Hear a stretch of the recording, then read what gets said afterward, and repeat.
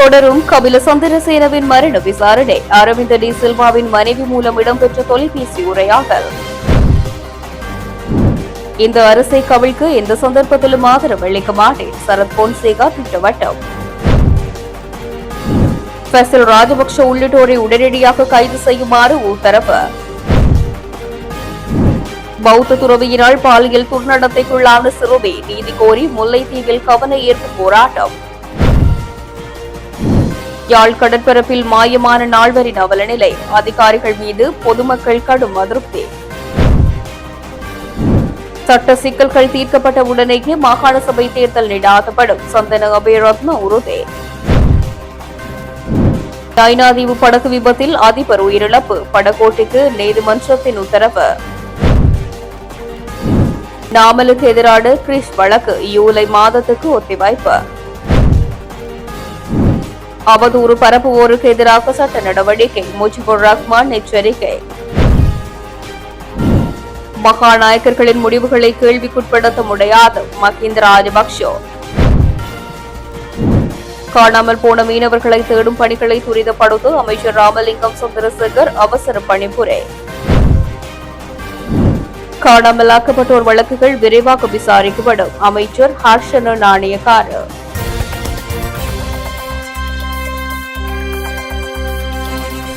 யாழ்ப்பாணம் பருத்தித்துறை மற்றும் கற்கோவளம் கடற்பரப்பில் கடற்தொழிலுக்கு சென்று காணாமல் போன தந்தை, மகன் உள்ளிட்ட நால்வரை மீட்கும் பணியில் கடற்படையினரும் கடற்தொழில் அமைச்சரும் அசமந்த போக்கு காட்டி வருவதாக அப்பகுதி மக்கள் அதிருப்தி தெரிவித்துள்ளனர். நேற்று முன்தினம் இரவு பருத்தித்துறை, முனை மற்றும் கற்கோவளம் பகுதிகளில் இருந்து 2 தனித்தனி படகுகளில் கடலுக்கு சென்ற 4 கடற்தொழிலாளர்களை இவ்வாறு பலத்த காற்று மற்றும் கடற்கொந்தளிப்பில் சிக்கி காணாமல் போயுள்ளனர். பருத்தித்துறை முனை கடற்தொழிலாளர் சங்கத்தை சேர்ந்த கதிர்காமம் சோதலிங்கம் என்கின்ற 52 வயதானவர், சுமையோம்பிள்ளை சுஜிகுமார் என்கின்ற 37 வயதுடையவர் ஆகியோரும், கட்கோவளம் பகுதியைச் சேர்ந்த பாலச்சந்திரமூர்த்தி ராமகிருஷ்ணன் என்கின்ற 54 வயதுடையவரும் மற்றும் அவரது மகனான ராமகிருஷ்ணன் ரவிராஜ் ஆகியோருமே இவ்வாறு கடலில் காணாமல் போயுள்ளனர். காணாமல் போன தங்களது சக நண்பர்களை தேடி உள்ளூர் கடற்தொழிலாளர்கள் பல படகுகளில் நேற்று வியாழக்கிழமையிலிருந்து ஆழ்கடலுக்கு சென்று தீவிர தேடுதலில் ஈடுபட்ட போதிலும் அவர்கள் ஏமாற்றத்துடனேயே கரை திரும்பியுள்ளனர். எனினும் தேடுதலில் ஈடுபட்ட 3 படகுகள் கரை திரும்பிய போது கடலில் மிதந்த ஒரு பகுதி வலை துண்டுகளை மீட்டு வந்துள்ளனர். அவ்வாறு மீட்கப்பட்ட வலைகள் கற்கோவளத்தில் இருந்து தந்தை மற்றும் மகனால் கொண்டு செல்லப்பட்ட படகின் வலைகள் தான் என சக கடற்தொழிலாளர்களால் அடையாளம் காணப்பட்டுள்ளது. இதனால் படகு கவிழ்ந்திருக்கலாம் என்ற அச்சம் மேலும் அதிகரித்துள்ளது. கடற்தொழிலாளர்கள் காணாமல் போனமை குறித்து கடற்தொழில் அமைச்சர் மற்றும் கடற்தொழில் நேரியல் வளத்துறை பிரதிபலிப்பாளர் ஆகியோருக்கு உடனடியாக உத்தியோகபூர்வமாக அறிவிக்கப்பட்ட போதிலும் இலங்கை கடற்படையினர் இதுவரை எவ்வித தேடுதல் அல்லது மீட்பு நடவடிக்கைகளிலும் ஈடுபடவில்லை என பாதிக்கப்பட்ட கடற்தொழிலாளர் குடும்பங்கள் மற்றும் பிராந்திய கடற்தொழிலாளர் சங்கங்கள் கடும் குற்றச்சாட்டுகளை முன்வைத்துள்ளன.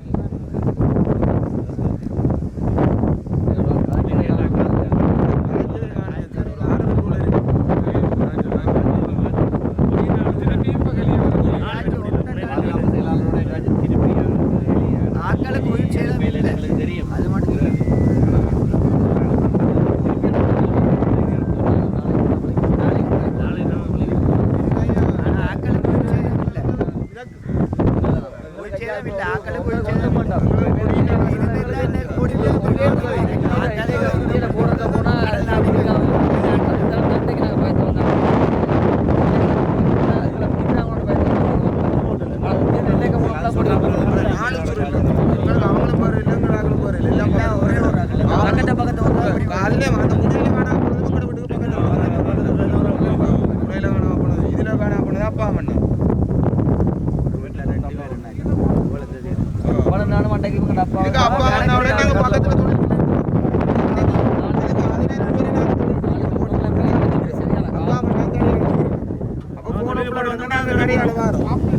போட்டு வந்து காணையில கூட அந்த இடப்படும் உடனே நேரமணி சாமி இடப்படும் காணை காத்த நிக்கல சொல்லல. ஆனா அரசாங்கம் இது ஒண்ணுக்கு வேலையில நேர்ல சொல்லியாச்சு கன்னியாகுமரி சொல்லி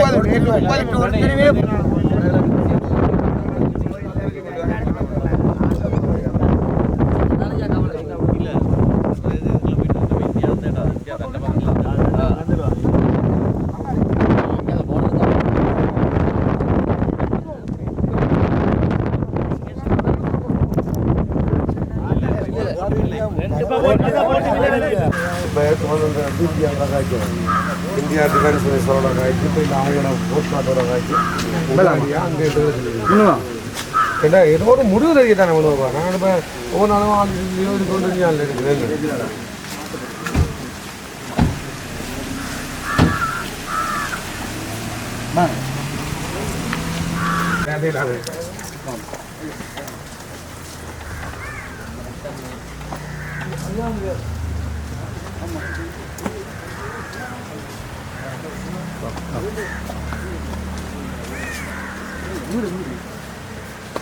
என்ன தெரியுமா நீ என்னோட லைசன்ஸ் வந்துட்டு எனக்கு எந்த வந்து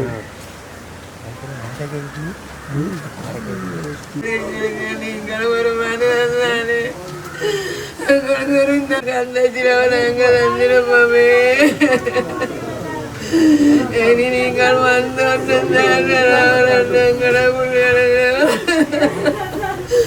என்ன பிள்ளை இந்த பருவத்தில் என்ன பாடுபடுகிறோம். தேப்பன் பிள்ளைய பார்க்குறாரோ பிள்ளை தேப்பனை பார்க்குறாரு என்ன வேக போனது. நீங்கள் விட்டுருக்க இந்த நாடு என்ன நாள் ஒரு முடிவு இருக்கோ இல்லையோ சொல்லி இருக்குமே. நாங்கள் என்ன நடந்தது குருதரம் பிள்ளைய விருது நான் ஒரு தாயம் கொஞ்சம் என்ன வேதனை பாடுவேன்.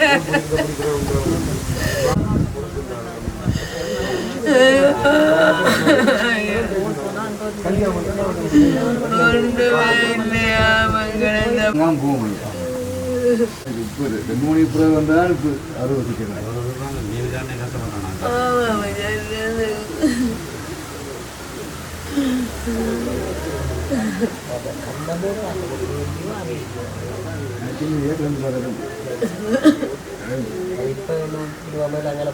அதாவது போட்டில் இந்த மாதிரி கேட்கணும். போட்டில் இந்த மாதிரி தான் கேட்கலாம். ஏன்னா விலை நெற்களவு சரியாக உண்டு. ஆனால் போட்டு தான் உறுதிப்படுத்திக்கிறாரு. அதுக்கு டெக்கர்ன்னு சொல்லி அந்நியத்துக்கு ஒரு இடப்பண்ணுக்கு அது விடையாமல் போட்டு தாளாது கொண்டு ஒரு குத்தனை அன்னைக்கு ஒரு இடப்பட போய் கொண்டாந்து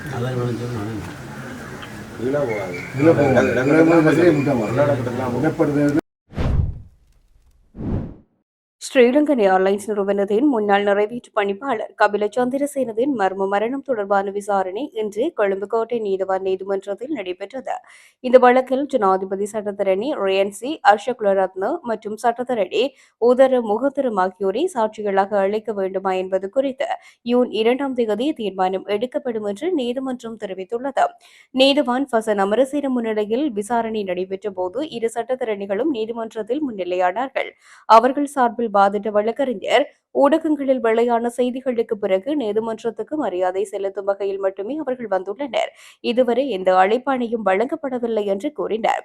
இலங்கை வழக்கறிஞர் சங்க தலைவர் ராஜீவ் அமரசூரிய வழக்கறிஞர்களுக்கும் அவர்களின் கட்சிக்காரர்களுக்கும் இடையிலான ஆலோசனைகள் ரகசியமானவை. ஆகவே குற்றவியல் நடைமுறை சட்டம் 370 கீழ் அவர்களின் சாட்சியம் உண்மையில் தேவையா என்பதை நீதிமன்றம் பரிசீலிக்க வேண்டும் என்று கோரிக்கை விடுத்தார். இதனையடுத்து நீதவான் போலீசாரிடம் கேட்டபோது இரு சட்டத்திறனிகளிடம் இருந்து ஏற்கனவே வாக்குமூலங்கள் பதிவு செய்யப்பட்டுள்ளதாக போலீசார் உறுதிப்படுத்தினர். மேலும் கபில சந்திரசேன மே 6 புனேயில் செல்ல அனுமதிக்கப்பட்டதாகவும் ஆனால் மே 7 அவருக்கு எதிராக புதிய பிடியாணை பிறப்பிக்கப்பட்டதாகவும் கொழும்பு குற்றப்பிரிவு நீதிமன்றத்தில் தெரிவித்தது. அதே நாள் மாலை ஒரு குழுவினர் முன்னாள் கிரிக்கெட் வீரர் அரவிந்த் டி சில்வாவின் வீட்டிற்கு சென்றதாகவும் பின்னர் ரியன்சி அர்ஷகுலரத்னவின் உத்தியோகபூர்வ இல்லத்திற்கு சென்று கலந்துரையாடியதாகவும் தெரிவிக்கப்பட்டது. சந்திரசேனவுக்கும் ரியன்சி அர்ஷகுலரத்னவுக்கும் இடையிலான தொலைபேசி உரையாடல் அரவிந்த் டி சில்வாவின் மனைவியின் கைபேசி மூலம் நடைபெற்றதாக போலீசார் தெரிவித்தனர். அந்த உரையாடலில் என்ன பேசப்பட்டது என்பதை தற்போது புலனாய்வாளர்கள் கண்டறிய முயற்சி செய்து வருகின்றனர். மேலும் சிசிடிவி காட்சிகள் மற்றும் தொலைபேசி அழைப்பு பதிவுகளை அடிப்படையாக கொண்டு விசாரணைகள் தொடர்வதாக கொழும்பு குற்றப்பிரிவு தெரிவித்துள்ளது. இரு சட்டத்தரணிகளையும் சாட்சிகளாக அழைக்க வேண்டுமா என்பது குறித்த இறுதி முடிவு ஜூன் 2ஆம் தேதி அறிவிக்கப்படும் என்று நீதவான் தெரிவித்துள்ளார். தற்போதைய அரசு தனது முழுமையான 5 ஆண்டு கால ஆட்சிக் காலத்தையும் நிறைவு செய்ய வேண்டும் என்பதில் தாம் உறுதியாக இருப்பதுடன் அரசை கவிழ்க்கும் எந்தவொரு முயற்சிக்கும் தாம் ஒருபோதும் ஆதரவு வழங்கப் போவதில்லை என்று முன்னாள் ராணுவ தளபதி ஃபீல்டு மார்ஷல் சரத் பொன்சேகா தெரிவித்தார். நாட்டின் தற்போதைய அரசியல் நிலைமைகள் குறித்து நேற்று ஊடகங்களுக்கு கருத்து தெரிவிக்கும் போதே அவர் மேற்கண்டவாறு கூறினார். அவர் மேலும் தெரிவிக்கையில், தற்போதைய அரசு ஒருவேளை கவிழ்க்கப்பட்டால் மீண்டும் பழைய ஊழல்மிக்க அரசியல் சக்திகளே சஜித் பிரேமதாச தலைமையிலான எதிர்க்கட்சி தரப்பு அல்லது ஸ்ரீலங்கா பொதுஜன பெரமுன தரப்பு ஆட்சிக்கு வரக்கூடிய வாய்ப்புகள் உள்ளன. இவர்கள் மீண்டும் ஒன்றிணைந்து ஆட்சி பீடம் ஏறினால் நாடு மீண்டும் பழைய அழிவு பாதைக்கு செல்லும். அது நாட்டை மீண்டும் ஒரு பாரிய பொருளாதார வீழ்ச்சிக்குள் தள்ளிவிடும். கடந்த 15 ஆண்டுகள் நான் இந்த அரசியல் கட்சிகளுடன் இணைந்து பயணித்தவன். அந்த அனுபவத்தின் மூலம் அவர்களின் உண்மை நிலை, திறமையின்மை மற்றும் நேர்மையின்மை குறித்து தெளிவாக புரிந்து கொண்டேன். அந்த புரிதலின் அடிப்படையிலேயே நான் அந்த கட்சிகளில் இருந்து விலகியதுடன் கடந்த ஜனாதிபதி தேர்தலுக்கு முன்பே மக்களுக்கு இந்த உண்மைகளை எடுத்துரைத்தேன். அதன் விளைவாகவே மக்கள் பழைய அரசியல் சக்திகளை முற்றாக நிராகரித்து புதிய அரசியல் பயணத்திற்காக தற்போதைய தரப்புக்கு ஆணையை வழங்கியுள்ளனர். தற்போதைய அரசில் சில குறைபாடுகள் இருப்பதை நான் மறக்கவில்லை. மக்கள் எதிர்பார்த்த அனைத்தும் இன்னும் முழுமையாக நிறைவேறவில்லை என்பதையும் நான் ஒப்புக்கொள்கின்றேன். எனினும் முந்தைய அரசுகளுடன் ஒப்பிடுகையில் தற்போதைய ஆட்சியாளர்களிடம் ஊழலுக்கு எதிரான நேர்மையான நோக்கமும் அரசு வளங்களை பாதுகாக்கும் எண்ணமும் காணப்படுகின்றது. முன்னாள் ஜனாதிபதி ரணில் விக்ரமசிங்க பதவியேற்ற காலத்தில் ஊழலுக்கு எதிராக கடுமையான சட்ட நடவடிக்கை எடுப்பதற்கான ஒரு சிறந்த வாய்ப்பு இருந்தது. ராஜபக்ஷ அரசில் இடம்பெற்ற ஊழல்களுக்கு எதிராக அவர் உரிய நடவடிக்கை எடுத்திருந்தால் நாட்டின் நிலைமை வேறாக இருந்திருக்கும். ஆனால் அந்த பொன்னான வாய்ப்பை அவர் பயன்படுத்த தவறியதாலேயே மக்கள் அவரை தேர்தலில் நிராகரித்தார்கள். தற்போதைய அரசு தனது 5 ஆண்டு கால பகுதியில் நாட்டுக்கு முழுமையான வெற்றியை பெற்றுத்தர தவறினால் அதற்கு பிறகு ஊழலற்ற மற்றும் நாட்டை நேசிக்கும் ஒரு புதிய தலைமைத்துவம் உருவாக வேண்டும். ஆனால் எந்த ஒரு சூழ்நிலையிலும் பழைய அரசியல் குழுக்கள் மீண்டும் ஆட்சிக்கு வரக்கூடாது. அவ்வாறு நடந்தால் நாடு மீள முடியாத வீழ்ச்சியை சந்திக்கும். எனவே அந்த பழைய அழிவுக்குரிய அரசியல் சக்திகள் மீண்டும் ஆட்சிக்கு வருவதை தடுப்பதே தற்போதைய காலத்தின் மிக முக்கியமான முன்னுரிமையாகும் என்றும் குறிப்பிட்டார். முன்னாள் அமைச்சர் ஃபசில் ராஜபக்ஷ, சுற்றுலா ஊக்குவிப்பு பணியகத்தின் முன்னாள் தலைவர் பாஸ்வர குணரத்ன மற்றும் அதன் முன்னாள் முகாமைத்துவ பணிப்பாளர் ரோமி ஜாஃபர் உள்ளிட்டோரை உடனடியாக கைது செய்து நீதிமன்றத்தில் முன்னிலைப்படுத்துமாறு உத்தரவிடப்பட்டுள்ளது. கோட்டை நீதிவான் ஃபசன் அமரசேன இன்று குற்றப்புலனாய்வு திணைக்களத்துக்கு இந்த உத்தரவை பிறப்பித்துள்ளார். கடந்த 2014ஆம் ஆண்டு ஊவா மாகாண சபை தேர்தல் பிரச்சாரத்திற்காக சுற்றுலா ஊக்குவிப்பு பணியகத்திற்கு சொந்தமான 7.8 மில்லியன் ரூபாய் பொது நிதியை முறைகேடாக பயன்படுத்திய குற்றச்சாட்டிலேயே இந்த உத்தரவு பிறப்பிக்கப்பட்டுள்ளது. சட்டமா அதிபரின் அறிவுறுத்தலின் பேரில் பொதுச்சொத்து சட்டத்தின் கீழ் ஃபசல் ராஜபக்ஷ உள்ளிட்டோரை இந்த வழக்கில் சந்தேக நபர்களாக பெயரிடுவதாக குற்றப்புலனாய்வு திணைக்களம் இன்று நீதிமன்றத்தில் மனு ஒன்றினூடாக அறிவித்தது. இதனைத் தொடர்ந்தே சந்தேக நபர்களை கைது செய்வதற்கான உத்தரவை நீதவான் பிறப்பித்தார். எனினும் இவர்களை கைது செய்வதற்காக குற்றப்புலனாய்வு திணைக்கள அதிகாரிகள் இவர்களது வீடுகளுக்கு சென்றபோது சந்தேக நபர்கள் எவரும் அங்கு இல்லை என நீதிமன்றத்தில் தெரிவிக்கப்பட்டது. சந்தேக நபர்கள் நாட்டை விட்டு தப்பிச் செல்வதை தடுக்கும் வகையில் அவர்களுக்கு வெளிநாட்டு பயண தடையை விதிக்குமாறு குற்றப்புலனாய்வு திணைக்களம் விடுத்த கோரிக்கையை ஏற்றுக்கொண்ட நீதவான் பயண தடை உத்தரவை பிறப்பித்துள்ளார். அத்துடன் இது குறித்து குடிவரவு குடியகல்வு கட்டுப்பாட்டாளருக்கு உடனடியாக அறிவிக்குமாறும் உத்தரவிட்டார். அரசாங்கத்தை விட்டு ஒருபோதும் வெளியேறப் போவதில்லை என்றும் மீண்டும் ஆட்சி அதிகாரத்தை பிறரிடம் ஒப்படைக்க மாட்டோம் என்றும் மேடைகளில் சத்தமிடுபவர்கள் உண்மையில் தோல்வி பயத்தினால் மட்டுமே அவ்வாறு பேசுகிறார்கள் என்று நாடாளுமன்ற உறுப்பினர் நாமல் ராஜபக்ஷ கண்டி மாரசன விகாரையில் நடைபெற்ற நிகழ்வொன்றின் பின்னர் ஊடகங்களுக்கு கூறியுள்ளார். மக்கள் வழங்கிய தீர்ப்புகளுக்கு எப்போதும் மதிப்பளித்து தலைவணங்கி பழகிய அரசியல் பாரம்பரியமே தங்களுடையது என்றும் சுட்டிக்காட்டிய அவர் மக்களுடன் இணைந்தே தாங்கள் அரசியல் செய்ததாகவும் கூறினார். மக்கள் தங்களுக்கு வாக்களித்து அதிகாரத்தை தரும்போது அவர்களின் தேவைகளை நியாயமான முறையில் நிறைவேற்றுவதாகவும் அதேபோன்று மக்கள் தங்களை நிராகரிக்கும் பட்சத்தில் அதனை முதிர்ச்சியோடு ஏற்றுக்கொண்டு எமது அரசியல் பயணத்தை மீண்டும் ஆரம்பத்திலிருந்து சாதாரணமாக தொடங்குவதுதான் தங்களின் வளமையாகும் என்றும் அவர் விளக்கம் அளித்தார். ஸ்ரீலங்கா பொதுஜன பெரமுன தற்போதும் அடிமட்ட அரசியல் செயற்பாடுகளில் தீவிரமாக ஈடுபட்டு வருவதாக குறிப்பிட்ட அவர் குருநாகல் பகுதியில் கட்சியின் முக்கிய கூட்டங்கள் மற்றும் கிராம மட்ட சந்திப்புகள் வெற்றிகரமாக முன்னெடுக்கப்பட்டு வருகின்றது. மக்களின் உண்மையான தேவைகள் மற்றும் விருப்பங்கள் என்ன என்பதை தாங்கள் நன்கறிந்து வைத்துள்ளதாக குறிப்பிட்ட ராஜபக்ஷ தற்போதைய அரசாங்கத்தினால் மக்களுக்கு இழைக்கப்படும் அநீதிகள் மற்றும் அவர்களின் தவறான நிர்வாக கொள்கைகளை எவ்வித பயமுமின்றி தொடர்ந்து வெளிப்படுத்துவோம் என்றும் உறுதியளித்தார். இதேவேளை தற்போதைய அரசாங்கத்தின் 1.5 வருட கால ஆட்சியில் நாட்டின் நிலைமை குறித்தும் அதற்கு எதிராக ஒன்றிணைய முடியாதவாறு எதிர்க்கட்சிகள் பலவீனமடைந்தமை குறித்தும் ஊடகவியலாளர்கள் எழுப்பிய கேள்விக்கு விரிவாக பதிலளித்துள்ளார். எதிர்க்கட்சிகள் இன்று கொள்கை ரீதியாக பிளவுபட்டு துண்டு துண்டாக குழுக்களாக பிரிந்து கூட்டங்களை நடத்தி வருவதாக விமர்சித்தார். நாட்டின் எதிர்காலத்தை எந்த அரசியல் சக்தி முன்னோக்கி நகர்த்த வேண்டும் என்பதை கொழும்பில் உள்ள குளிரூட்டப்பட்ட அறைகளில் அமர்ந்திருக்கும் தலைவர்கள் தீர்மானிக்க முடியாது என்றும் அதனை நாட்டு மக்களே களத்தில் தீர்மானிப்பார்கள் என்றும் அவர் சுட்டிக்காட்டினார். தங்களை பொறுத்தவரை இந்த நாட்டில் பல்லின அரசியல் கலாச்சாரம் மற்றும் பல்லுயிர்த்தன்மை பாதுகாக்கப்பட வேண்டும் என்பதில் உறுதியாக இருக்கின்றோம். அரசாங்கத்திடம் இந்த ஜனநாயக அரசியல் முறையை பாதுகாக்குமாறு கோரும் அதேவேளை எதிர்க்கட்சிகள் அனைத்தும் ஒன்றாக இணைந்து ஒரே அணியாக செயற்பட வேண்டும் என்று எதிர்பார்ப்பது நடைமுறைக்கு சாத்தியமற்றது என்றும் அது நியாயமானது என்றும் அவர் தெரிவித்திருக்கிறார். அனுராதபுரத்தில் பௌத்த பிக்கு ஒருவரால் சிறுமி ஒருவர் பாலியல் ரீதியான துர்நடத்தைக்கு உள்ளாக்கப்பட்டதாக கூறப்படும் சம்பவத்துக்கு நீதி கோரி முல்லைத்தீவில் கவன ஈர்ப்பு போராட்டம் முன்னெடுக்கப்பட்டது. தேசிய மீனவ ஒத்துழைப்பு இயக்கத்தினால் இன்று முல்லைத்தீவு மாவட்ட செயலகத்திற்கு முன்பாக இந்த போராட்டம் நடத்தப்பட்டது. இதன்போது போராட்டத்தில் ஈடுபட்டவர்கள் சிறுமியின் கண்ணீர் மௌனமாகாது, மத ஆடையின் பின்னால் மறையும் குற்றங்களுக்கு நீதி வேண்டும், குற்றவாளி யாராக இருந்தாலும் தண்டனை வேண்டும், சிறார்களை காப்போம், குற்றங்களை நிறுத்துவோம், சிறார்களின் பாதுகாப்பு எங்கள் உரிமை போன்ற வாசகங்கள் எழுதப்பட்ட பதாதைகளை ஏந்தியவாறு அமைதியான முறையில் கவன ஈர்ப்பில் ஈடுபட்டனர். மேலும் குறித்த போராட்டத்தில் வன்னி மாவட்ட நாடாளுமன்ற உறுப்பினர் துரைராசா ரவிகரனும் கலந்து கொண்டிருந்தார். மாகாண சபை தேர்தலை விரைவாக நடத்த வேண்டும் என்ற நிலைப்பாட்டில் அரசு உறுதியாக உள்ளது. தேர்தலை பிற்போட வேண்டிய எந்தவித நோக்கமும் அரசுக்கு கிடையாது.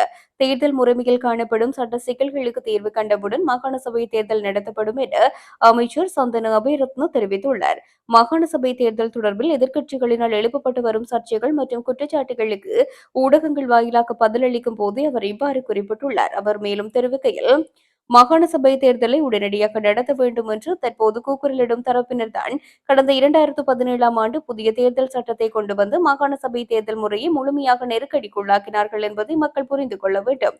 ஆனால் இன்று தாங்கள் செய்த தவறை மறைத்து நாங்கள் தான் இந்த நெருக்கடியை உருவாக்கியதை போன்று எதிர்க்கட்சியினர் அபாண்டமான குற்றச்சாட்டுகளை முன்வைக்கின்றார்கள். மாகாண சபை தேர்தலை பழைய முறையில் நடத்த வேண்டுமா அல்லது புதிய தேர்தல் முறைமையின் கீழ் நடத்த வேண்டுமா என்ற சட்ட சிக்கலுக்கு நாடாளுமன்றத்தினூடாகவே தீர்வு காணப்பட வேண்டும் என்று உயர்நீதிமன்றம் மிக தெளிவான வியாக்கியானத்தை அளித்துள்ளது. தேர்தல் முறைமையில் காணப்படும் இந்த சிக்கல்களுக்கு நிரந்தர தீர்வு காண்பதற்காகவே தற்போது நாடாளுமன்ற விசேட செயற்குழு ஒன்று நியமிக்கப்பட்டுள்ளது. வெகு விரைவில் இந்த பிரச்சினைக்கான தீர்வு அறிக்கையை இக்குழு சமர்ப்பிக்கும் என்று எதிர்பார்க்கின்றோம். சட்ட சிக்கல்கள் தீர்க்கப்பட்ட உடனே மாகாண சபை தேர்தலை நடத்துவோம். அதேவேளை ஜனாதிபதி தேர்தல், பொதுத் தேர்தல் மற்றும் உள்ளூராட்சி சபை தேர்தல் முறைகளை விரிவாக ஆராய்ந்து நாட்டுக்கு பொருத்தமான ஒற்றை தேர்தல் முறையை அறிமுகப்படுத்துவதற்கும் விசேட நாடாளுமன்ற குழு ஒன்று நியமிக்கப்பட்டுள்ளது. ஒரு வருட காலத்துக்குள் இந்த குழுவின் அறிக்கை சமர்ப்பிக்கப்பட உள்ளது. தேர்தல் முறைமைகளில் சட்ட குறைபாடுகள் காணப்படுகின்றன என்பதை நன்கு அறிந்தே வரும் அரசியல் வெற்றிக்காக தேர்தலை அவசரமாக நடத்த முடியாது. முறையான கட்டமைப்பு சீர்திருத்தங்களின்றி தேர்தலை நடத்தினால் அது நாட்டின் ஒட்டுமொத்த நிர்வாக கட்டமைப்பையும் கடுமையாக பாதிக்கும். கடந்த கால ஆட்சியாளர்கள் அந்த தவறைத்தான் செய்தார்கள்.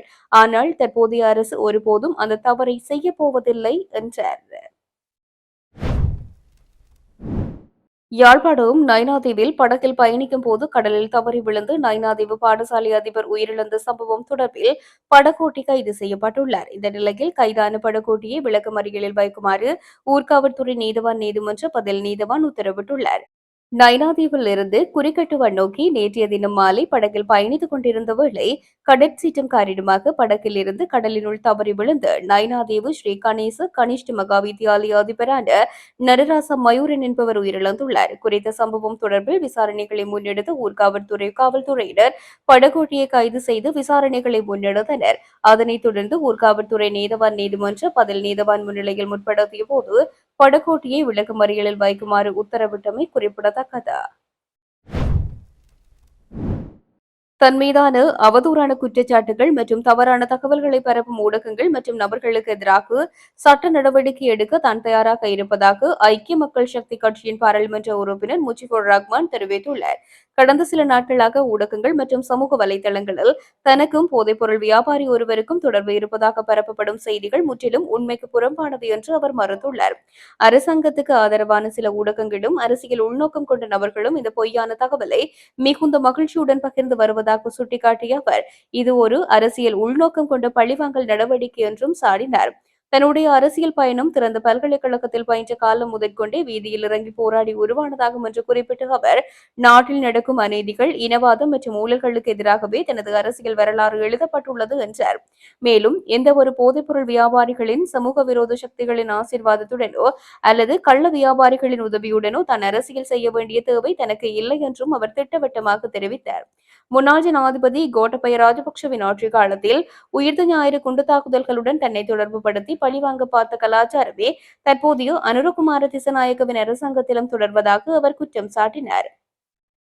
பாராளுமன்ற உறுப்பினர் என்ற ரீதியில் பல தரப்பில் இருந்து தனக்கு தொலைபேசி அழைப்புகள் வருவது இயல்பானது என்றும் சிறையில் இருந்து தனக்கு எந்த ஒரு அழைப்பும் வரவில்லை என்றும் தெளிவுபடுத்திய அவர் வெறும் தொலைபேசி அழைப்புகளை மாத்திரம் வைத்துக் கொண்டு குற்றச்சாட்டுகளை ஜோடிப்பது அநாகரீகமானது என்றார். அத்துடன் மக்கள் விடுதலை முன்னணி கட்சியின் தேசிய பட்டியல் உறுப்பினராக இருந்த இப்ராஹிம் ஹாஜியார் என்பவருடன் தனக்கு பழக்கம் இருந்ததை ஏற்றுக்கொண்டதுடன் அவரது பிள்ளைகளை உயிர்த்த ஞாயிறு தாக்குதலில் ஈடுபட்டிருந்தனர் என்பதை நினைவு கூர்ந்தார்.